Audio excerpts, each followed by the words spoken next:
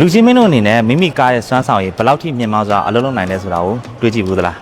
ခုမြင်တွေ့နေရတဲ့ဒီဘက် SO7 ဆိုရင်တော့မြင်ကွင်းကိုကြည်လင်ပြတ်သားစွာမြင်နိုင်မဲ့8 megapixel high definition ကင်မရာ၄လုံးထိပေါင်ရမဲ့အပြင်ပုံရိပ်ကို360ဒီဂရီကနေပြီးတော့980ဒီဂရီထိထုတ်ပေးနိုင်မှာဖြစ်ပါတယ်။ဒါ့အပြင်ဒီဘက် SO7 ဆိုလို့ရှိရင်တော့ European New Car Assessment Program Euro NCAP 5 star ဆင့်ထိရရှိထားတဲ့လုံခြုံရေးစင်မြင့်ကားတစ်စီးလည်းဖြစ်ပါတယ်။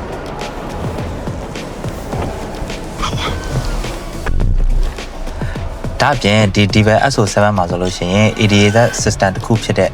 IACC Adaptive Cruise Control System ကလည်းပါဝင်တာဖြစ်ပြီးတော့မြင်သာအောင်ပြောမယ်ဆိုရင် traditional cruise control system ကိုကားမှာပါဝင်တဲ့ sensor ကင်မရာတွေကနေတစ်ဆင့်ကြားရောက်လာတဲ့အနေတွေကိုကြိုတင်ထောက်လှမ်းပြီးတော့ကားရဲ့ speed ကိုအလိုလျောက်ထိန်းညှိပေးရပြင် stop and go function လေးနဲ့လုပ်ပြီးသွားတာပဲဖြစ်ပါတယ်ဒီ IACC system ဆိုလို့ရှိရင်မောင်းနေသူတို့သတိမထားမိတဲ့အနေတွေကိုကြိုတင်ကာကွယ်သတိပေးခြင်းကားကိုလမ်းကြောင်းရဲ့အလဲတဲ့မှာရှိနေစေဖို့ရန်အတွက်အချိန်ကိုအလိုလျောက်ထိန်းညှိပေးခြင်း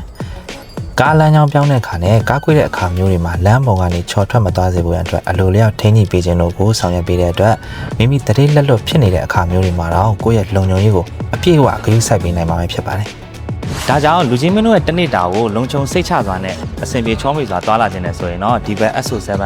အကောင်းဆုံးရွေးချယ်စရာကားတစ်စီးဖြစ်မှာပါ။နောက်ဆိုလည်း EV နဲ့ပတ်သက်တဲ့ဘူးဒရရပွဲရလေးတွေကို page ကနေ